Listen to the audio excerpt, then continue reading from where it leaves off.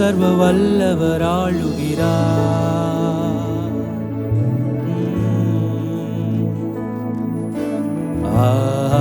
அல்லேலூயா. தூயரே தூயரே சர்வ வல்லவர் நீரே. தூயரே தூயரே சர்வ வல்லவர் நீரே. பாத்திரரே துதி உமக்கே, நீரென்றும் தூயரே தூயரே சர்வ வல்லவர் நீரே. பாத்திரரே துதி உமக்கே. ஆமென்.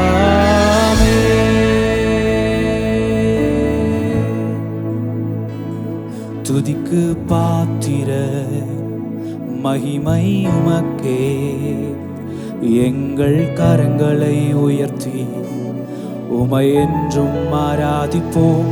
துதிக்கு பாத்திர மகிமை உமக்கே, எங்கள் கரங்களை உயர்த்தி உமை என்றும் ஆராதிப்போம். பெரியவர், அற்புதங்கள் செய்பவர், உம்மை போல யாரும் இல்லை, உம்மை போல யாரும் இல்லை. நீ பெரியவர், அற்புதங்கள் செய்பவர், உம்மை போல யாரும் இல்லை, உம்மை போல யாரும் இல்லை. அல்லேலூயா ஓசன்னா, அல்லேலூயா ஓசன்னா, அல்லேலூயா ஓசன்னா, அல்லேலூயா ஓசன்னா, அல்லேலூயா ஓசன்னா, அல்லேலூயா ஓசன்னா, அல்லேலூயா ஓசன்னா, அல்லேலூயா ஓசன்னா.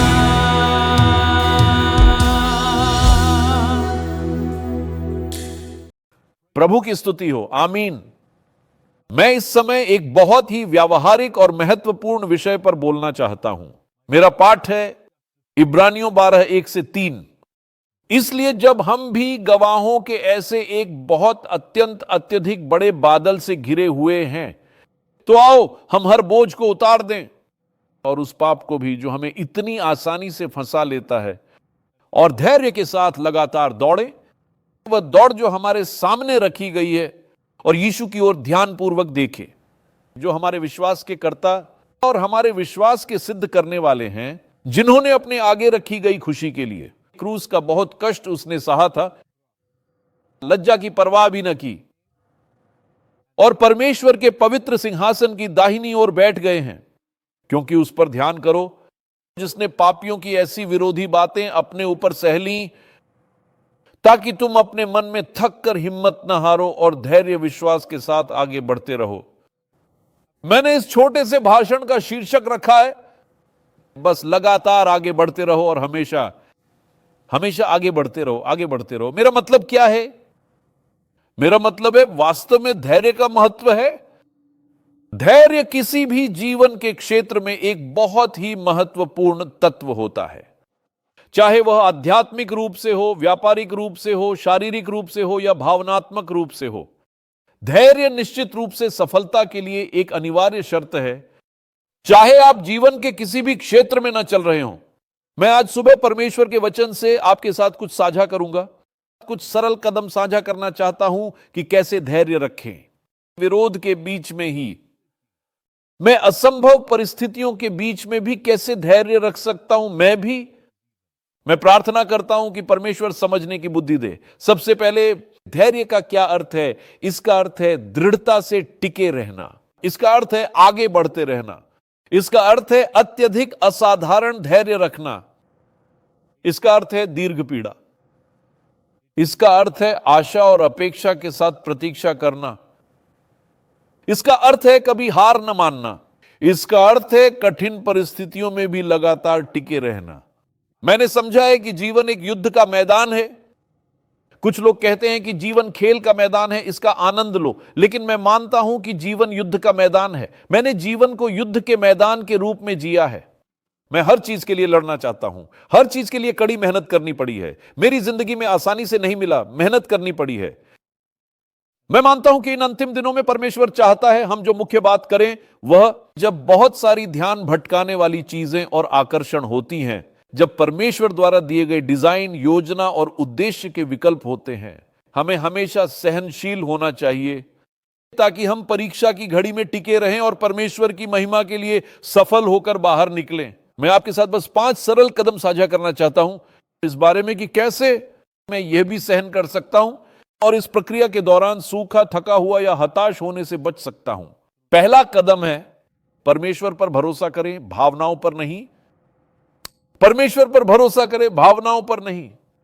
यिर्मयाह 17:9-10 कहता है, मनुष्य का हृदय सब वस्तुओं से अधिक कपटी है और यह अत्यंत विकृत, भ्रष्ट और गंभीर रूप से, नैतिक रूप से बीमार है। यह मनुष्य के हृदय के बारे में कह रहा है। कौन इसे जान सकता है? डटे रहें, समझें, अपने ही हृदय की गहराई के भीतर और मन से परिचित हों। मैं यहोवा मन की खोज करता हूं। मैं हृदय परीक्षा हर एक व्यक्ति को उसके मार्गों और कर्मों के फल के अनुसार प्रतिफल देने के लिए।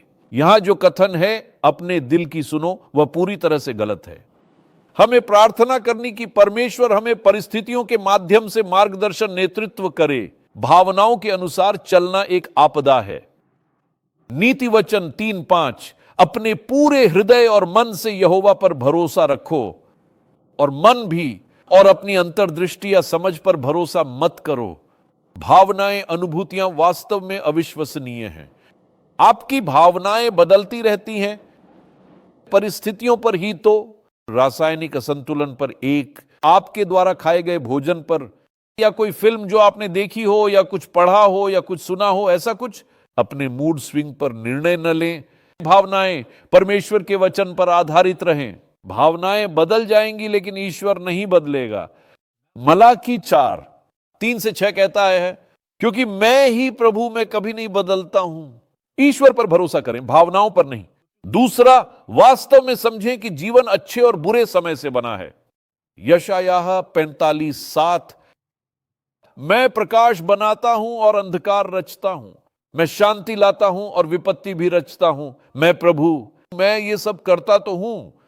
ये ईश्वर की ही इच्छा है कि यहां मौसम है और अलग अलग प्रकार के मौसम हैं। अच्छे समय होते हैं और बुरे समय भी होते हैं। यह प्रकृति में और हमारे जीवन में ईश्वर की विधि है। सभोपदेशक 3:1-6, हर चीज का एक समय है। स्वर्ग के नीचे हर उद्देश्य का एक मौसम है। जन्म लेने का समय, मरने का समय, बोने का समय, उखाड़ने का समय, जो बोया जाता है, मारने का समय, चंगा करने समय, टूटने का एक समय और बनाने का एक समय, रोने का समय और हंसने का समय, शोक मनाने का समय और नाचने का समय, पत्थर फेंकने का समय, पत्थर इकट्ठा करने का समय, गले लगाने का समय, गले लगाने से दूर रहने का समय, पाने का समय और खोने का समय, संभाल कर रखने का समय और फेंक देने का समय। अपने जीवन के मौसमों का सम्मान करें। याद रखें, कोई भी मौसम स्थायी नहीं होता। हर मौसम की एक समाप्ति तिथि होती है। मौसम बदलते रहते हैं।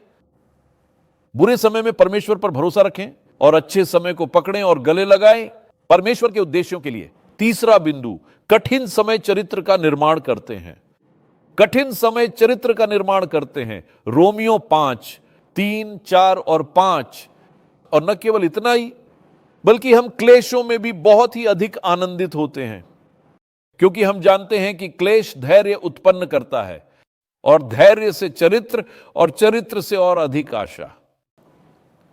अब आशा कभी निराश नहीं करती, क्योंकि परमेश्वर का प्रेम हमारे हृदयों में उंडेला गया है, पवित्र आत्मा के द्वारा जो हमें दिया गया है। कठिन समय अच्छे समय होते हैं। कठिन समय को संजोएं, उन समयों को संजोएं जब आपने कठिनाइयों का सामना किया है, क्योंकि इससे आपका चरित्र विकसित होता है। क्लेश होते हैं, धैर्य कृपया रखें। चरित्र एक आशा है। यह जीवन में वास्तव में एक चक्र है। शिकायत ना करें कि परमेश्वर ने मुझे छोड़ दिया है, मेरे चारों ओर बिखर जाएगा, ऐसा नहीं होगा। परमेश्वर आपके साथ है। कठिन समय भरोसा करें। मैंने कठिन समय को छटाई के समय के रूप में समझा है। एक माली पौधों की समय समय पर नियमित रूप से छटाई करता है ताकि वे अच्छे दिखें, अच्छे से बढ़ें। जीवन में छटाई, इसके लिए परमेश्वर का धन्यवाद करें। अगर परमेश्वर ने आपको अनुशासित किया तो हम आज जो हैं वह नहीं होते। परमेश्वर की छटाई, मार्गदर्शन और नेतृत्व पर भरोसा करें और आप और मैं कभी भी इसका पछतावा नहीं करेंगे।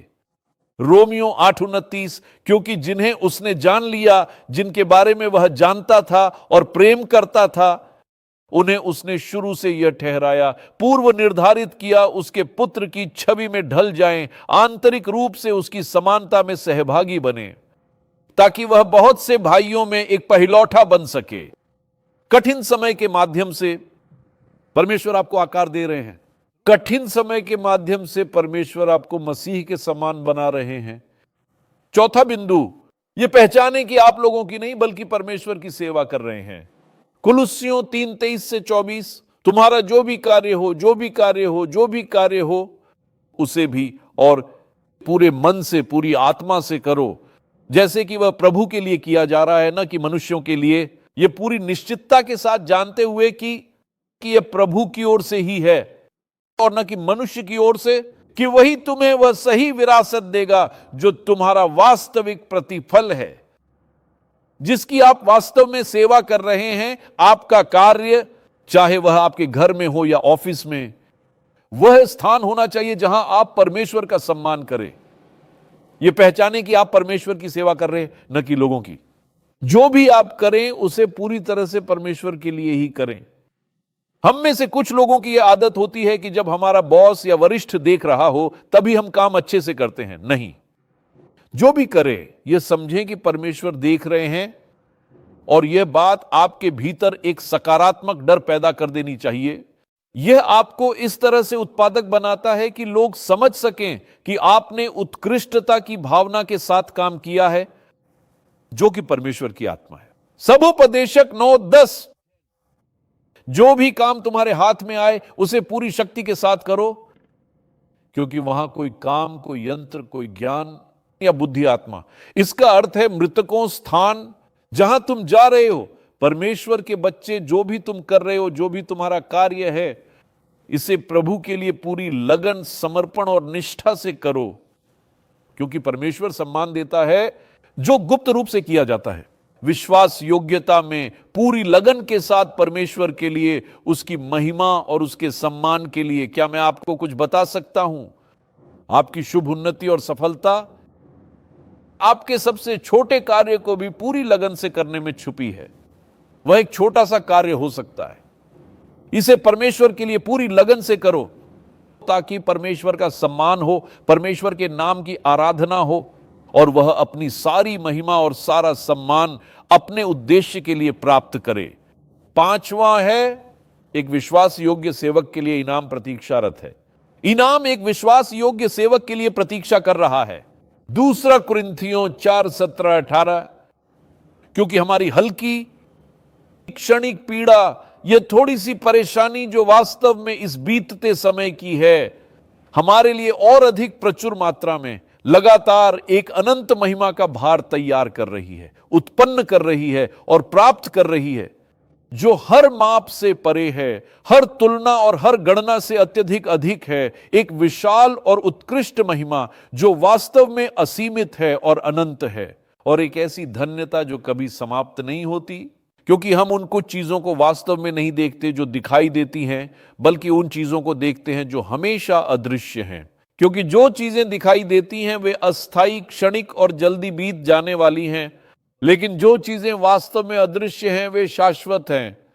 इनाम विश्वास योग्य सेवक प्रतीक्षा कर रहा है। ईश्वर भी देख रहे हैं। ईश्वर जानते हैं कि कौन उनकी निष्ठा से सेवा कर रहा है, और हर एक कार्य स्मृति की पुस्तक में दर्ज किया जाता है। आप जानते हैं, एक बात जिसके लिए हमें सच में जीना चाहिए वह है स्वर्ग में जीवन की पुस्तक है और स्मृति की पुस्तक भी है। आपका हर एक महत्वपूर्ण कार्य स्मृति की पुस्तक में हमेशा के लिए दर्ज किया जाता है। हमारी सारी मेहनत उसी के लिए निश्चित रूप से होनी चाहिए, लोगों के लिए नहीं। अगर लोग तारीफ करें तो ईश्वर का शुक्रिया करें, लोग आपकी प्रशंसा करें, ईश्वर का धन्यवाद करें। अगर लोग आपके बारे में अच्छी बातें कहते हैं तो ईश्वर का धन्यवाद करें, लेकिन इन चीजों पर कभी भी स्थायी रूप से न जिएं और न ही उन पर भरोसा करें। मैं सेवा में रहा हूं अब 40 साल से भी अधिक समय से भी। मैंने बहुत सी अच्छी बातें सुनी हैं और बहुत सी बुरी बातें सुनी, और मेरा उद्देश्य अभद्र या अपमानजनक होना नहीं है, लेकिन आज मैं लोगों की बातों को ज्यादा महत्व नहीं देता। अगर वे जो कह रहे हैं वह सच है तो मैं खुद को सुधारता हूं, मैं बदल जाता हूं। लेकिन तालियों के लिए ईश्वर का धन्यवाद। यह केक पे आइसिंग की तरह है जो आपकी सेहत के लिए अच्छा नहीं है, इसलिए इसे जाने दें। जीवन की असली चीजों पर ध्यान केंद्रित करें, असली चीजें और जीवन की पुस्तक में मिलने वाला अंतिम इनाम। हम सभी जिम्मेदार हैं और इनाम का एक दिन है जब आपको पहचाना जाएगा और परमेश्वर का नाम महिमा पाएगा। इब्रानियों 4:13। और उसकी दृष्टि से कोई भी प्राणी छिपा नहीं है, बल्कि सब कुछ उसके सामने नग्न और एकदम खुला है, जिसे आपको पूरा और उचित विस्तृत हिसाब देना है। अपनी दृष्टि प्रभु पर बनाए रखें, उसकी महिमा के लिए कार्य करें और परमेश्वर आपको सम्मानित करेगा, परमेश्वर आशीर्वाद देगा, परमेश्वर आपको शक्ति देगा, परमेश्वर आपको बुद्धि देगा, परमेश्वर आपको सामर्थ्य देगा, ताकि आप उसकी महिमा और सम्मान के लिए लगातार आगे बढ़ते रहें। आइए मैं इन 5 बिंदुओं को संक्षेप में बताता हूं और मैं प्रार्थना करता हूं कि परमेश्वर आपको सहायता, शक्ति और पवित्र आत्मा का सामर्थ्य प्रदान करे, ताकि आप अंत तक धैर्य पूर्वक पूरा कर सकें जो परमेश्वर ने आपके लिए रखा है। परमेश्वर निर्भर रहें, भावनाओं नहीं। यह समझें कि जीवन वास्तव में अच्छे और बुरे दोनों ही समय से बना है।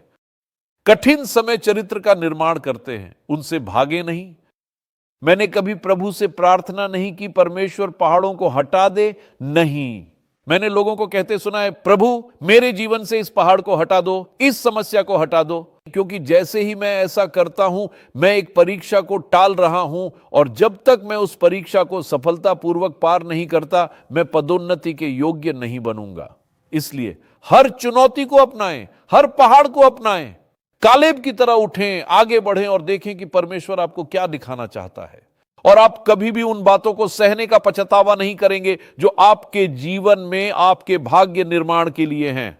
कठिन समय चरित्र का निर्माण करते हैं। यह पहचानें कि आप लोगों की नहीं परमेश्वर की सेवा कर रहे हैं।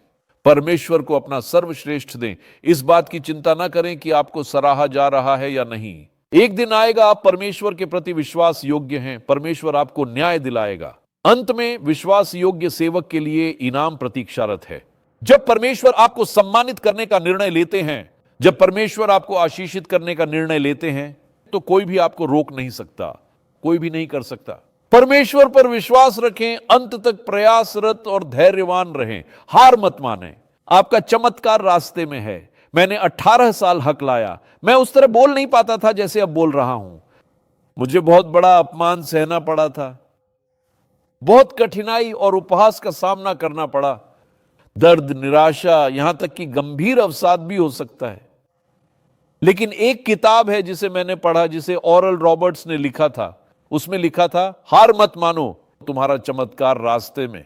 मेरे पास वह किताब मेरी अलमारी में रखी है, लेकिन मैंने वह किताब 10-15 बार से भी ज्यादा पढ़ी है।